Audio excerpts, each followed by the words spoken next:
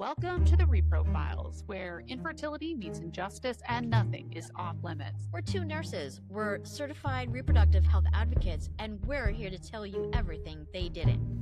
From the broken systems to the heartbreak left behind, we're here to connect the facts, the policies, and the pain. Because silence isn't safety, and we're done being quiet.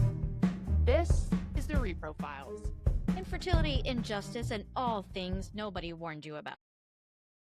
Hiya, and welcome back to the Reprofiles podcast. I'm Anne Marie, your friendly fertility nurse and not running for anything, and resident nerd. And I'm Elizabeth Lee, also your friendly neighborhood fertility nurse and congressional candidate running out in Arizona to help flip a seat this fall. We are happy to have you back. Today we're going to talk about choice. In a lot of state legislatures have opened up, the session, and I know at least here in Arizona, there's all kinds of talk about choice. And the definition of choice is really an act of selecting or making a decision when you're faced with two or more possibilities, right? So it can signify a situation with no good answer where any choice leads to a profound suffering or loss.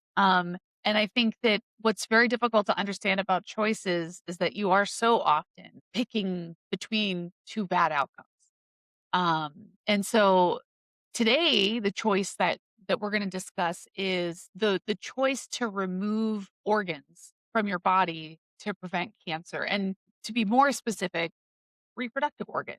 Yeah, because we are the Reprofiles, so After all, that's what we're going to talk about. So what happens when a provider walks into a room or gives you a call and tells you you have this genetic mutation that increases your chance of having breast, ovarian, pancreatic, prostate cancer, and tells you that you can prevent these terrible cancer diagnoses by removing organs? The question is, what do you do? Yeah, that's a tough one. I mean, there probably is no perfect answer, again, because it's a very personal decision and it's so individualized. And you think about, I lost my mom in 2016 to cancer, and she had, when she was diagnosed, it was late stage 4 lung cancer, had metastasized to her brain. Actually, her first symptoms were headaches and confusion. And she kept going to her doctor, and they're like, "Oh, yeah, you're getting older, whatever, different reasons," until she ended up having a lump on the back of her head that her primary care doctor thought was like a sebaceous cyst. And unfortunately, just he lanced it right there in the office. And within about 18 hours, she had a complete nuchal rigidity. She couldn't turn her head left or right, up or down. Her neck was just kind of frozen. And so she went into the hospital, and unfortunately that they thought was a cyst was a brain tumor. And so at that stage, there's nothing you can remove to make it better, but there's still the choice of, do I treat this or do I not? And if I do treat it, what do I treat it with? The choice to either embark on or not treatment is it's personal, and only that individual it can make that decision for themselves. It's truly bodily and healthcare autonomy. That's the core of. Absolutely. So when we talk about this topic, we're going to start talking about a little bit about what breast cancer specifically. So let's start at the beginning of life itself, the DNA. Hey, do you remember Jurassic Park? Remember that movie, Jurassic Park? Yes, Mr. DNA. Remember Mr. DNA. Yeah. Yes. That's how you make the baby dinosaur. Dinosaur. Ooh, you did that really well. Thanks. I feel like I need to go back and watch it again to hone up my skills there. Yeah. So as you know, our DNA is our makeup, our characteristics, what makes us us, hair color, eye color, all of that stuff. And we have 2 copies of each gene, one from mom, one from dad. So there's this gene, we call it the BRCA, the BRCA, which stands for the BR in breast and CA in cancer. Didn't know if you knew that. Well, here's the surprising thing. Ready for it? The BRCA gene does not cause breast cancer. It usually helps prevent breast cancer, but what it does is help repair DNA breaks that can lead to cancers and tumors. So this is why it's called a tumor suppressor gene. So what happens is that when the BRCA gene is mutated, it can't fix those DNA breaks that can cause cancers. It's not quite on the face what you think it is, right? Yeah, yeah. I think that that was surprising because I was like, "Oh my gosh, you have it?" No, it's mutation that you have, right? Yeah, That's a distinguishing thing that people don't know, and I didn't right. actually know Yeah, as well. So let's talk numbers. The stats are that 1 in 8 women will be diagnosed with breast cancer. And I think about that because going out to dinner with a group of friends and don't forget that Galentine's Day is coming up. Yeah, yay! It so don't forget totally to is. meet up with your gals and have Galentine's Day parties. I actually have a monthly uh group gathering that we call the Coven Night, and it's a group of women. Sometimes there's a few of us, sometimes there's more, but 1 in 8 of those women are going to be diagnosed with breast cancer, and that's a powerful image to me. Is just sitting around a dinner table and just like that. That's not many people, and one person out of that group is going to be diagnosed. So the risk of developing breast cancer for women who have the BRCA1 gene mutation is 60 to 70%. So right there, that's a huge number right there. And for women who have the BRCA, it's between 55 and 70%. Yeah. I mean, well, and the BRCA1 gene mutation women tend to get breast cancer is called triple negative breast cancer. So triple negative means that the breast cancer has 3 negatives. So it's estrogen receptor negative, it's progesterone receptor negative, and it's HER2 negative. So HER2 is a protein. We're going a little deep here, but it's a protein that helps control cell growth. So HER2 positive can lead to uncontrolled cellular growth, whereas HER2 negative usually has a slower growth. So the BRCA2 carriers tend to have breast cancers that are estrogen receptor positive. So some of the women who have BRCA1 or BRCA2 take preventative actions to reduce their risk of breast cancer. So, when we were growing up, there wasn't 23andMe, right? There weren't these genetic widespread, or shall I say, it was nowhere near as accessible to have gene sequencing 20 years ago. But now the science has improved, the technology has improved. Therefore, genetic screening is more available. And so some folks will argue against genetic screening because they'll say, well, then if you know, then you'll be faced with a choice, right? And so, like I said, some folks will take a preventive action to reduce that risk. So some people will take a drug called tamoxifen. And another option is like a surgical intervention. So like a prophylactic bilateral mastectomy, removal of the ovaries, removal of the fallopian tube. So there's everything from don't find out at all to find out and do nothing, to find out and do something, to find out and do all the things. And that's the real spectrum of choice there. Yeah. And those are big choices to make. Choice to not get tested, and that's fine. People do not have to get tested. If they do decide to get tested, then they test positive. Do they go a medication route? Do they do radical surgery for themselves? So, a little bit about just before we get to talking about surgery, just talking about a little bit tamoxifen, a little bit history going on here. It's a Ready? medication that was originally designed to be a birth control medication back in the 60s. So obviously, that didn't work out, but it did come back as an effective anti-cancer treatment. Tamoxifen is better for preventing those with the BRCA2 than those with the BRCA1 mutation. It does, tamoxifen reduces the risk for those with estrogen receptor positive cancers, as mentioned previously, and BRCA2 tumors are more likely than BRCA1 tumors to be estrogen receptor positive, which you've mentioned. Sometimes people think about side effects, hot flashes, irregular periods, vaginal discharge. As with any drug, it's like one of those long lists of adverse effects. Those commercials on TV, and they just go, and you may have this, and experience this, and this, blah, and you might have this, and blah, blah, blah. And, a lot of times we're like, why would anybody take that medication? But that's where we have to talk about risk versus benefit discussion and where that comes into play. Since we are fertility nurses, we should know that tamoxifen is sometimes given in the fertility space for women who have PCOS as an alternative to Clomid, but also note that tamoxifen is not to be taken during pregnancy as it is a known teratogenic risk. But for those taking tamoxifen for breast cancer prevention, and for some patients, an interruption, like if you're taking tamoxifen, you decide, hey, I want to get pregnant. Having that interruption, the studies have shown that that is an acceptable risk to stop it, to get pregnant, to deliver your child.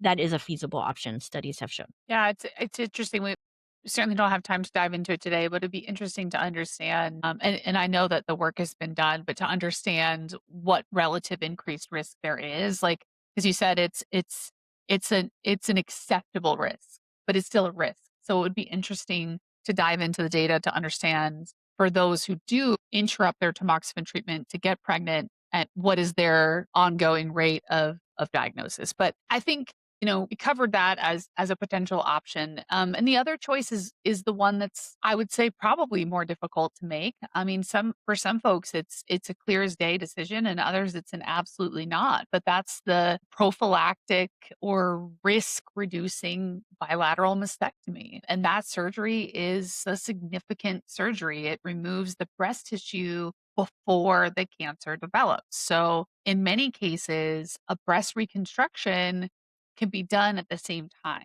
We have to really recognize and address that while breast surgeons are really specialized and they know what they're doing, there is not 100% guarantee that every cell of breast tissue has been removed. So, and like nothing in life is guaranteed, that can be the case here. So, I think what the important takeaway there is that the estimate of reduction in risk if you do have a prophylactic bilateral mastectomy is a reduction in risk by like 90%.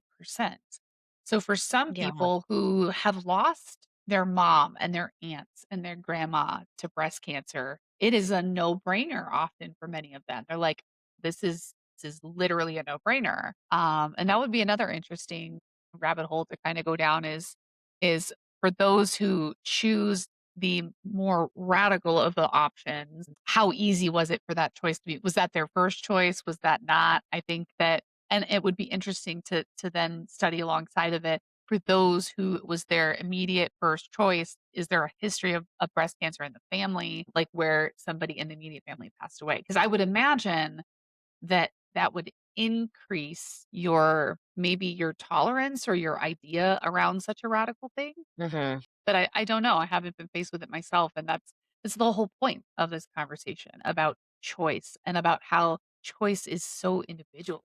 Hmm. Yeah. And thinking about that, it's not just like, okay, I'm reducing my cancer risk decision. It's a very emotional decision. As women, our breasts are a part of us, obviously. We are sexual beings, and breasts are exciting and erotic. I mean, not to everybody, but to many. And that can have an impact on physical and sexual intimacy, even with breast reconstruction that can go along with these mastectomies, can have an impact. The look of your breasts are going to be different, and sensation is going to be different. Or taking the opposite and deciding not to have reconstruction, and how does that impact their intimacy with their partners? Because that is a choice that people can decide, hey, I'm going to do the mastectomy, but I'm not going to do reconstruction, and people decide to do that. I've seen many things online where women decide, I'm not going to do reconstruction, and they get beautiful tattoos on their chest. Yes. Very colorful, beautiful tattoos. So, I've always been that. really inspired by those folks who were for whom I don't even say like brave enough or what it's none of those things. I'm always though inspired by the bravery it takes to own that if that is your choice. Mhm. Because as you said it, I mean, yeah, breasts are and just interesting that way and in the way that they are functional, they are, what have you. But for somebody who is looking at a prophylactic or like preventative bilateral mastectomy to reduce their chances of breast cancer, there can be a lot of obstacles. Mhm. I think about how access matters and how there's a lot of people in this country that do not even have this as an option. They don't have the financial access to these providers. They don't have the geographic access to these providers.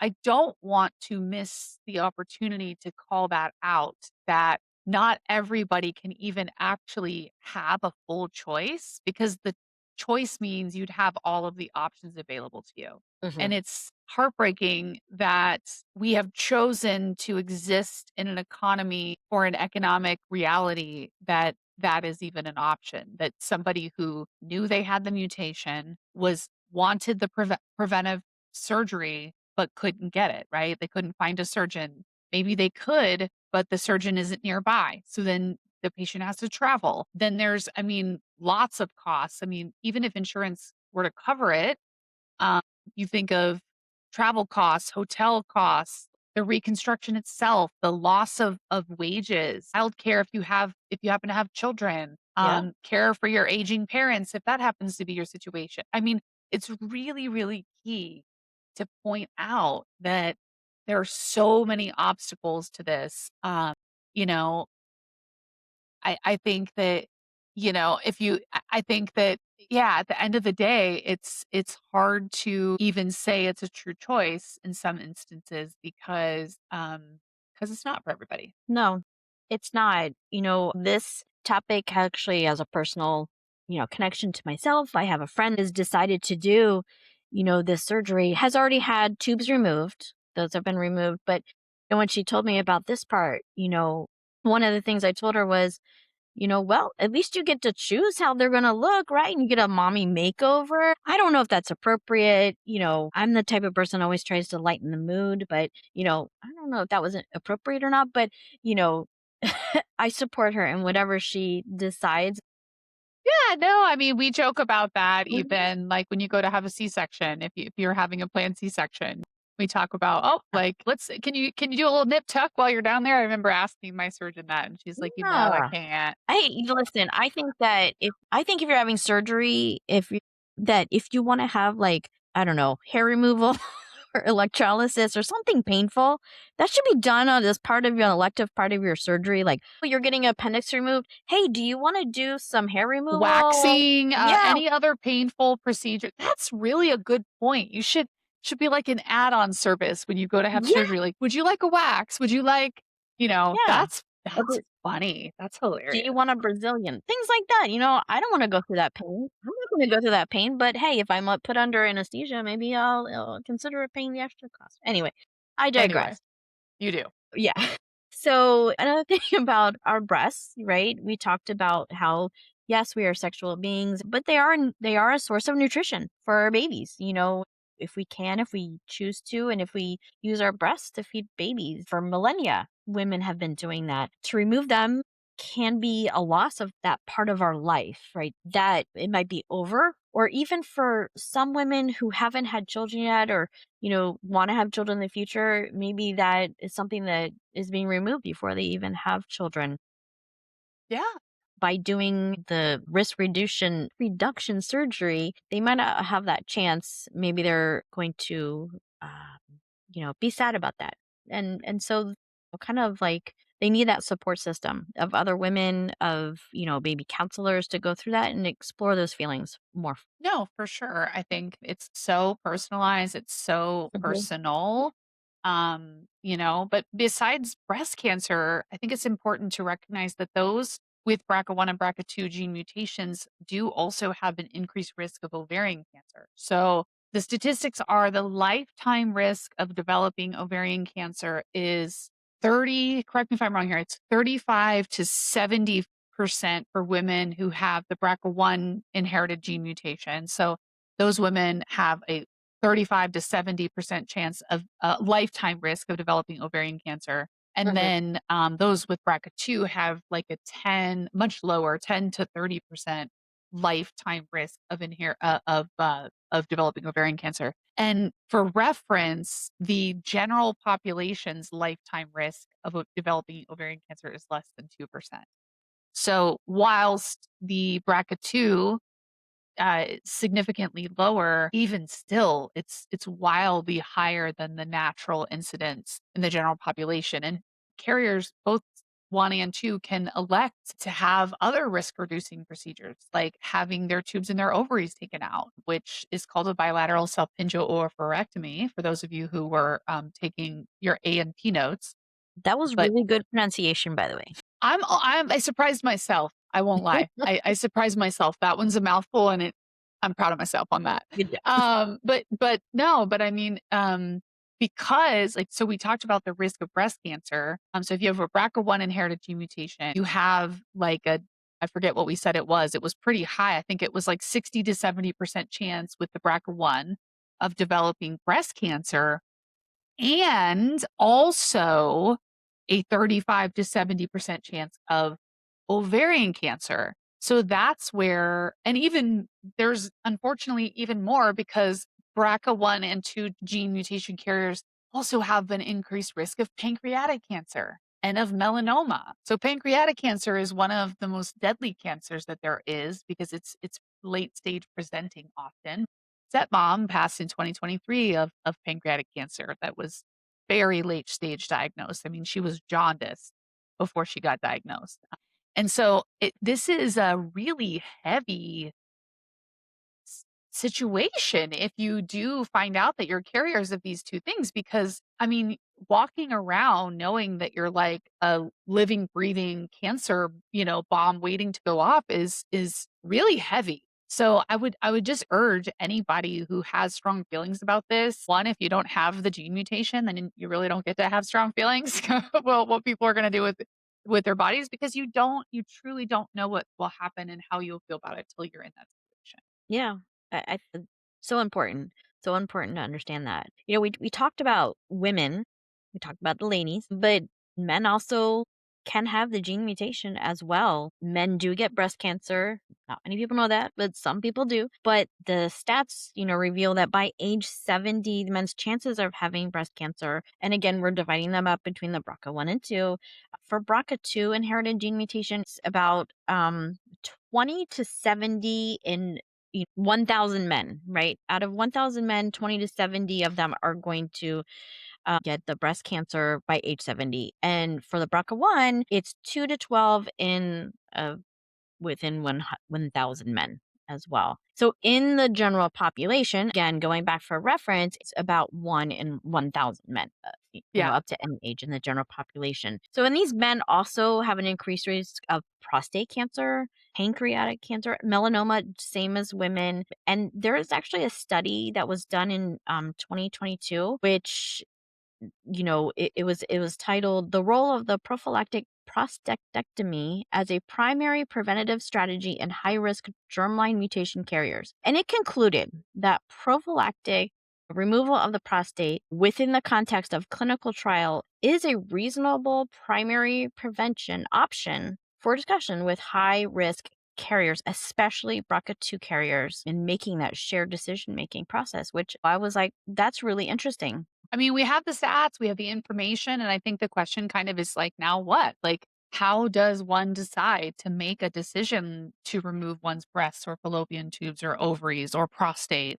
I mean, there's so many things to think about and look at. I think the very first and most important thing is recognizing access is a critical point of this because again, how does one decide to do this implies that one has the access to do so. So Mhm. for those who have access, I think physicians, nurses, mental health providers, genetic counselors, partners, where applicable, family members, community support, online support, I think they all play a role in that decision because your doctors, your nurses could be saying like, listen, this is your best chance of avoiding all these cancers, et cetera, but you might have joined a support group where a lot of women regret their decision, right? Mhm. You know, so it's whatever anyone else's opinion is, whether they think that removing one's breasts or ovaries or tubes or prostate before having a cancer diagnosis, for those who think that's crazy, that thought honestly needs to be stopped at the door.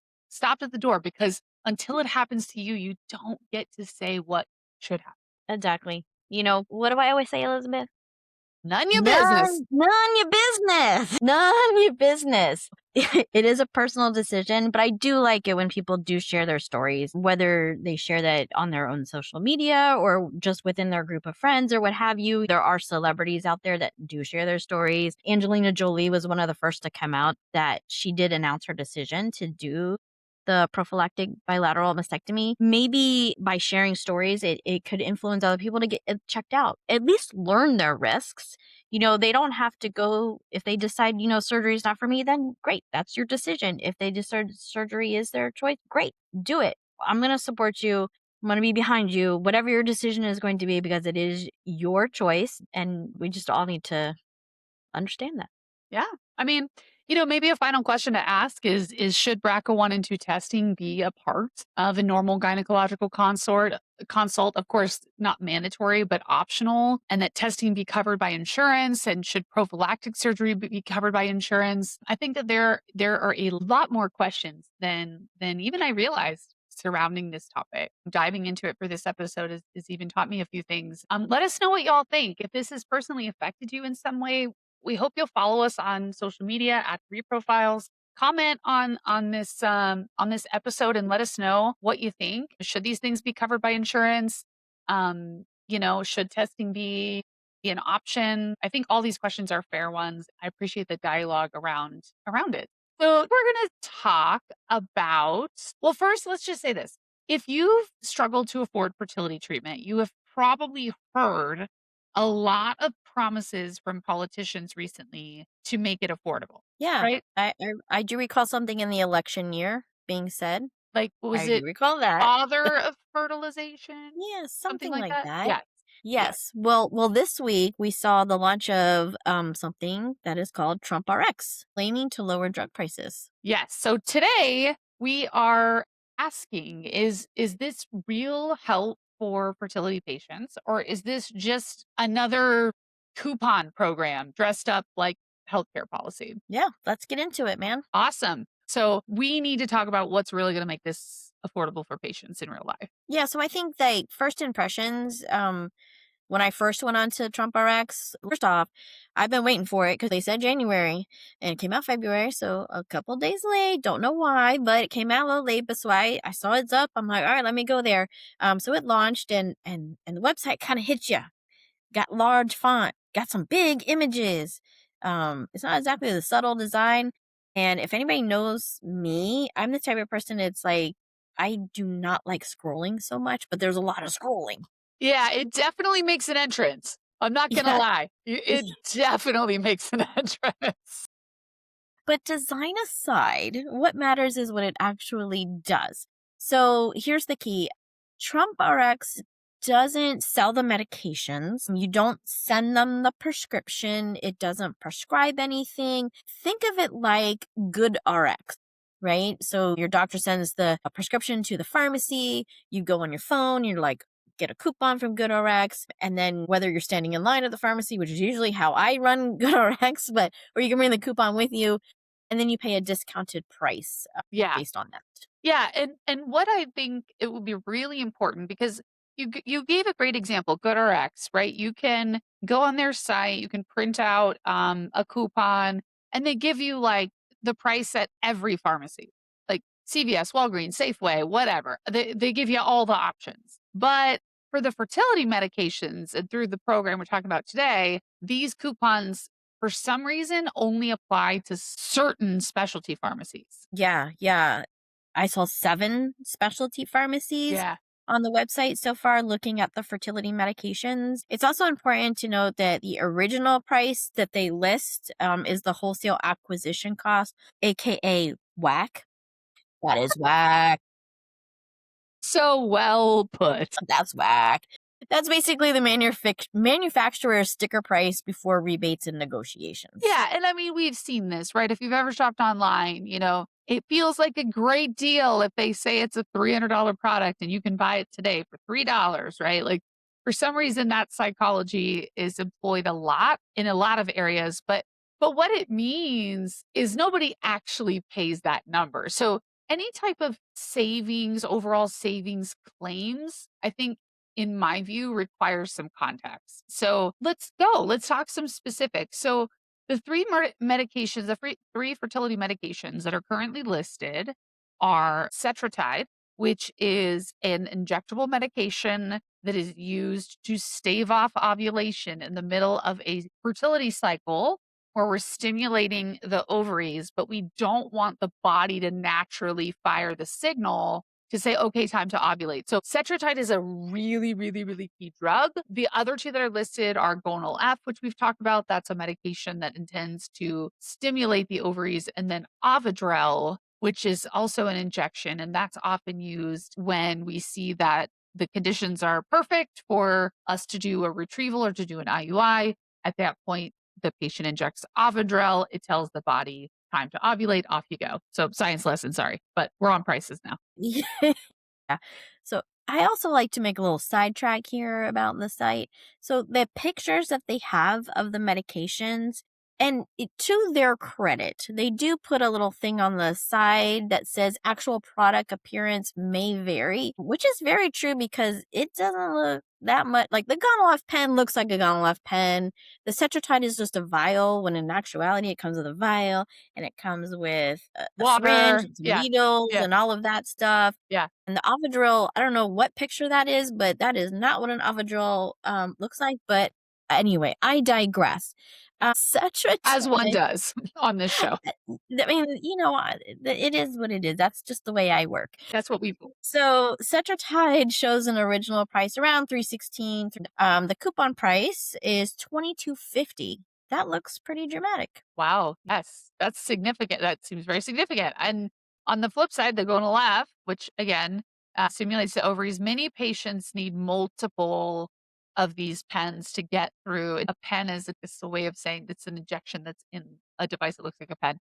But that drops from nearly $2,900 to about $500 per pen. Yeah, and Ovidrel too. Ovidrel's around 250 roughly, and it goes to about $84.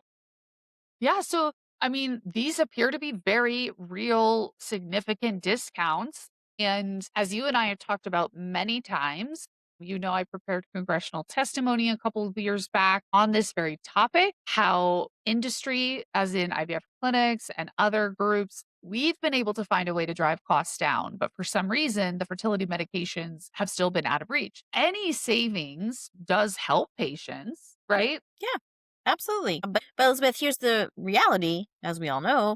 IVF cycles cost thousands of dollars in medications alone. Even with discounts, many patients still face $5,000 to $10,000 or more out of pocket, not to mention the cycle itself. Yeah. That's not even counting the actual cycle. If you have coverage, wonderful. If you do not, you're still paying a lot just for the cycle. Yeah, and also it is extremely common for patients to order all their meds, get into their cycle, and then be told you need more meds. Mhm. And that's not any fault of anyone's. It's simply that we have no idea how someone's ovaries are going to respond. Some people will use less medication, but some people use more. I was one of those patients that midway through the cycle, the doc was like, oh boy, we got to double your meds. And double my meds meant another $3,000 box of meds from the pharmacy, mid cycle, by the way.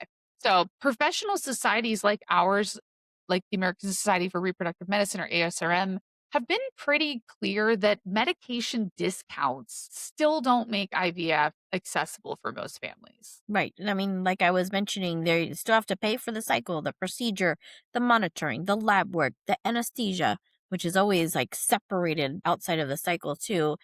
You have embryology, you have storage, and coupons don't solve the systemic access problems that we Right. have. Yep. And remember, I think I mentioned this earlier. The Yep. president called himself the father of IVF. He promised universal access, Yep. which this This isn't it.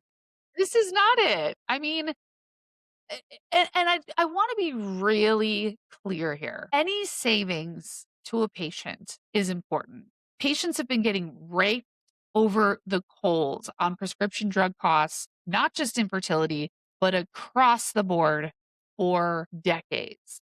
Mhm. And what patients need, what fertility patients need are insurance mandates. They need coverage protections. They need policies that treat infertility as as medical care and not a luxury purchase. I mean, right now we've commoditized IVF as it very much as a luxury. Though we have done, to be fair, we've done that with healthcare at large. I mean, I think we treat healthcare in our country more like a luxury than we do a right. So, well, I'll give you my take and then we'll go from there. IVF accessibility is not going to ever happen through coupons and PR campaigns. It's not. So, here's a couple of the things that we desperately need in order to move the needle. One is insurance plans being required to cover treatment. Insurance companies will cover a colonoscopy for pretty much anybody. Mhm. And yet, we don't have that across the board because we treat fertility at, like, our eyes and our teeth, like, we've talked about that before. Like, It's dental separate. and vision are your teeth and your eyes aren't covered, neither are your ovaries. We also need medication pricing that's negotiated at scale. We need employers to cover it. We need patients to not be forced into debt, and right now, IVF access depends very heavily on your zip code, your employer, your income. That is not healthcare equity. And I'll say my lived experience here matters as well because I've been both the patient fighting for answers and the nurse helping other people navigate these impossible systems. I think it's really clear to say that policy decisions determine whether people get care or go bankrupt. And so if leaders truly want accessible IVF, we've got to hit the ground on coverage reform. We just have to. Yeah, I think hit a lot of good points there. Talking about access, thinking about where fertility clinics are, and many of them have like this little satellite offices where they can do monitoring and things like that. But just as there's like maternity care deserts, there's also fertility care deserts. Yes. So if you live in an area that's not near a fertility clinic, you're going to be driving hours to do monitoring, or you're just not doing fertility care at all, right? I mean, we've seen that. Right? They're like, I can't travel. I have to go to work. I have to be at work at this time. It takes me 2 hours to get to a clinic and 2 hours back. That's 4 hours of their day just doing monitoring. So there's a lot of things to consider there. Yeah. So I like to switch gears a lot. Do it. So did you watch the Super Bowl? Ugh, well, depends on what part. I went to a Bad Bunny party where they had entertainment. Well, they had like a sports thing, like in Hmm. the beginning and at the end, which I think Okay. maybe that was great publicity for the NFL and all that. But yes, I did go to the Bad Bunny show and watch some of the ads. Okay. I was about to say, well, okay, did you watch the game or did you watch the ads or did you I only watch watched the the ads. I was mostly snacking during the game, Okay. watching the ads, and then the halftime show. So, Okay. yeah, So did you see the prostate cancer screening commercial I did. during that was aired during the Super Bowl? I did. I I really was like, wow, taking men's health. Yeah, let's do it. So Novartis featured, football players. Gronk was in it. Just reminding basically tight ends yep, was the topic, right? Uh, they reminding men that, screening is simple. It's just a blood test. And it works, because it normalizes men thinking about health because a lot of men do not go to the doctor annually to do any type of annual checkup. Some of them do. I'm not going to say that there aren't, but there are many who do not. And that's one of the things that, men are like, oh, I don't want to go do all this invasive testing, all of this stuff. It's literally a blood test. And 1 in 8 men will get prostate cancer in their lifetime. So awareness matters. And, I thought it was a good commercial. yeah. No, I mean it was smart messaging for sure. It was Hmm. really, really, really smart, clear messaging for sure. Yeah. So here's my question is, when do you think we're ever going to get a fertility commercial during the Super Bowl? Do you think Yeah. it'll ever happen? I don't know. I sure hope so Hmm. because infertility, we know this. We've said it a million times. It affects 1 in 6 people globally. I was on an amazing podcast and a radio show last week with Ramsey Jha, who is he's just a phenomenal social justice champion. And when I told him that 1 in 6 people suffer from infertility, his mind was blown. He was like, "Really? 1 in 6? I thought it was like 1 in 1,000." Right? And What? so I think the kicker there is people still whisper about it. Mhm. Yep, and patients they suffer in silence, right? Because treatments, no one wants to talk about it, treatments happen in secrecy, and society still treats infertility as an optional type of care instead of actual medical care. Yep, yep. Oof, yeah.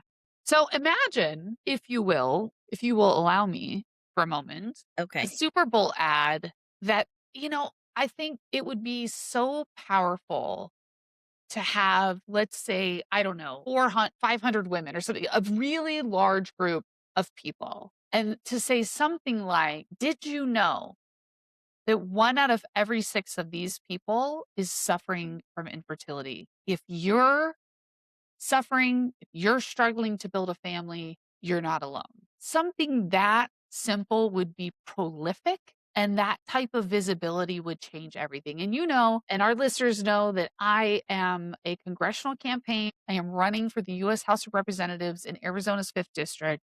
And part of my platform is to give visibility to the invisible, to give voice to the voiceless, to help truly educate the people around me, and specifically lawmakers, on how critical this is. Because everything we read lately, at least things that come from a more conservative end, is all about how women just need to be having more babies. But that tells me clearly that we don't understand, or at least the folks who are calling for women to stay home and have more babies. It's not, I mean, there's so many women that are heartbroken and offended at that statement, right?